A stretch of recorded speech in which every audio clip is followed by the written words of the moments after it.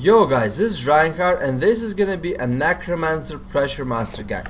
And it's not gonna be only about the spec and the abilities. I'm actually gonna show you some really good inside and out micro guides for a Necromancer that will put you ahead of other 90% of the Necromancers out there.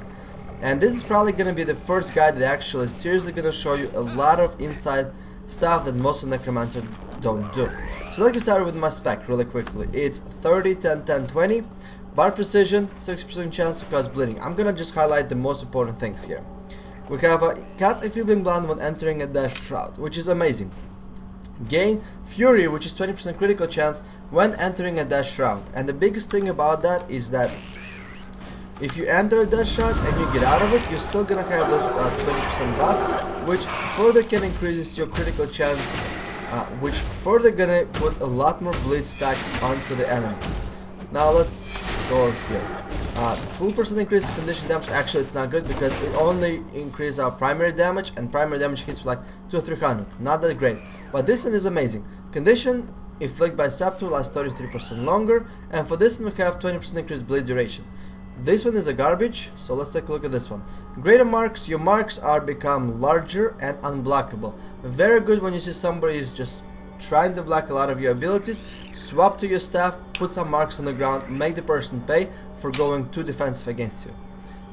Full of life is Q talent, regeneration at 90%, but this is amazing. Leave the blood when you dodge, and a lot of people for some reason are not used to this talent by 100%.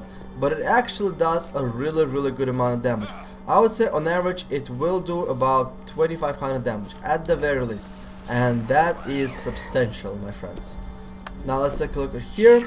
We have all the shroud skills recharge 50% faster, and then we have mark generate 3% life force when triggered, and those two are absolutely amazing. The generation of a life force is actually going to be your main life force generator when you're fighting 1v1 against somebody and you don't have a life force on yourself.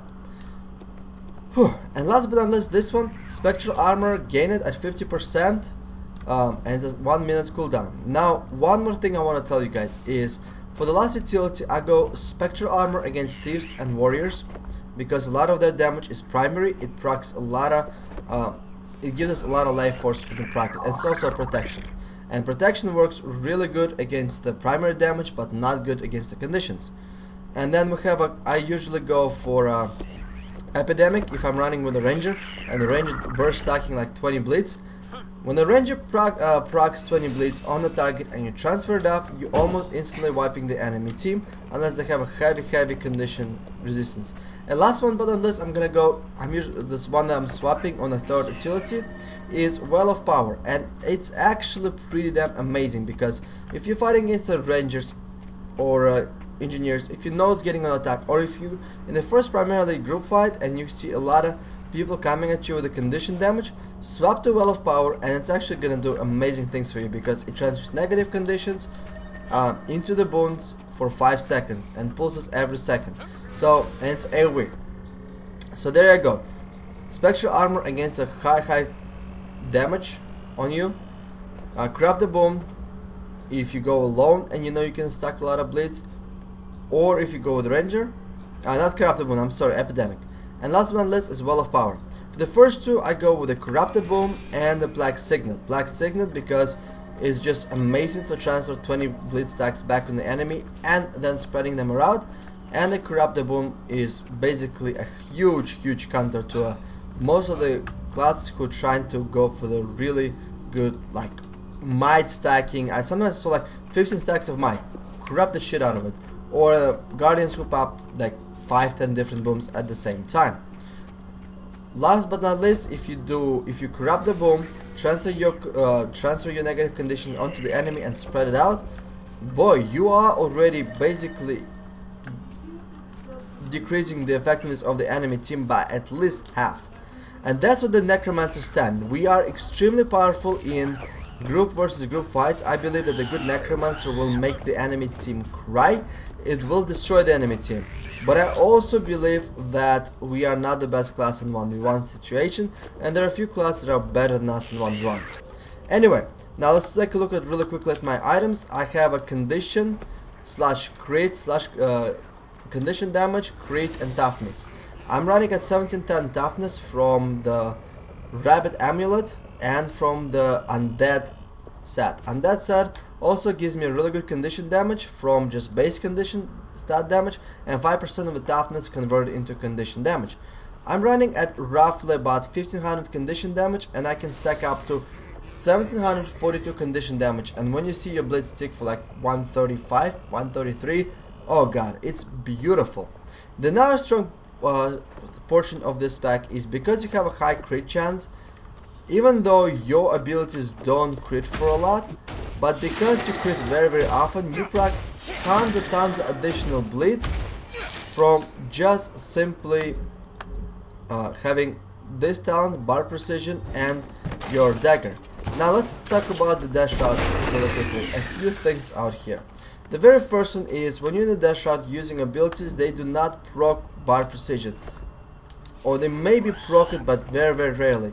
I have no idea. I believe there is some sort of a bug, and I'm not 100% sure how does it work. But it's generally recommended to use your dash route abilities when you are actually in scepter dagger stuff, because you have a scepter that increases your that gives you a chance to proc blitz on the critical strikes, and if you use a number 4, you can actually proc tons and tons of blitz. Take a look at this. This guy had a 3 stacks of blitz permanently on him all the time, and only right now blitz are expiring, and half of the damage that these guys took were also from the blitz as well. And that's why it's actually very important to use a dash route while you are in actual scepter dagger skill. Another thing that a lot of people don't utilize is the dodge marks. Refreshing. And I think that's actually a pretty damn amazing one. Not only gives you regeneration, also when you're dodging and you're proccing a mark, well, let's actually let it expire. When you're dodging and proccing a mark, you're gonna go into dash route, you cast a Feebling Blood, and then you can swap to a scepter and apply a couple other more AoE stacks of blitz. Pretty damn amazing stuff. Another thing I want to talk to you about, guys, is I have a rune of Geomancer, and it doesn't work 100% of the time. What it does, it procs a huge AoE bleeding round, and for some reason right now it's actually didn't. It does bug out. But here's a few cool things here. So let's say, for example, I go in dash round. I charge this guy, I can dodge right under him, and then I can swap the weapon, and it should proc every blitz, followed by number 2. So we have a tons of blitz on this guy. Now, I have no idea why the rune of Geomancer does not proc all the time. If somebody have any idea, I believe it's a bug. I don't believe it's intentional, and I think they're actually working it, and they should fix it relatively shortly. But anyway, another thing is, so just straight up dodging into the enemy, proccing the bleed, then swapping to the enemy, proccing another blitz, and to this one, and to a dash route. You can put 11 blitz on the target, then spread them around and wipe the enemy team recovery. So this is my actually an official Necromancer Pressure Master guide.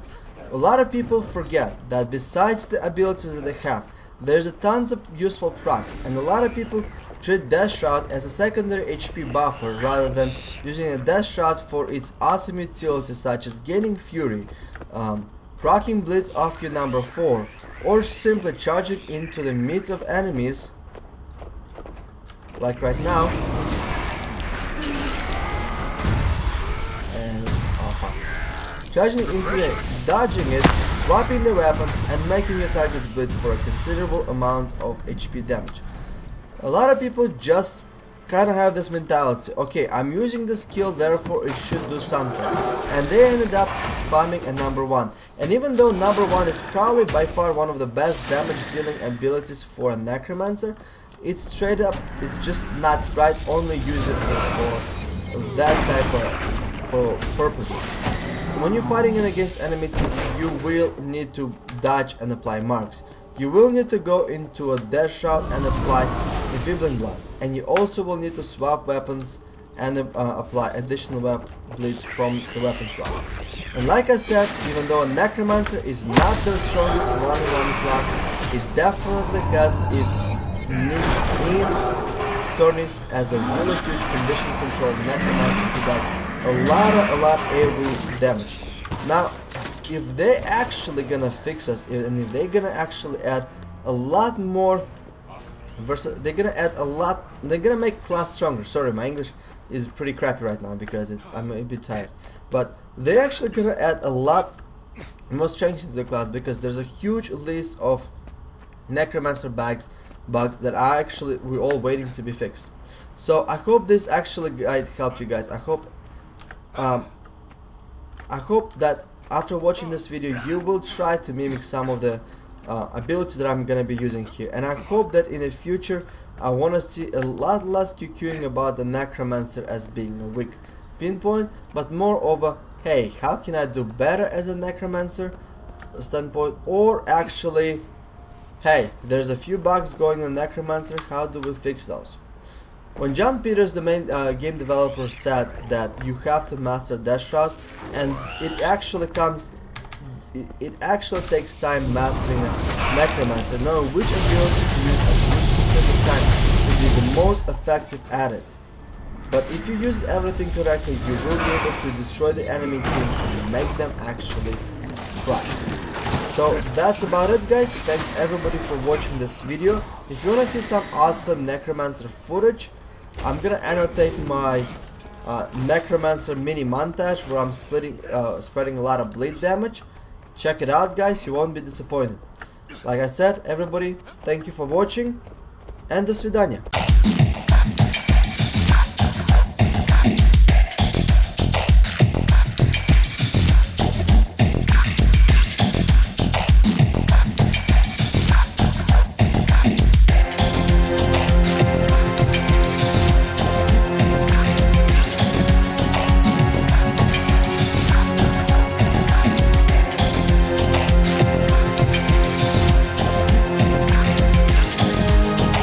The true face of death, and know that your end comes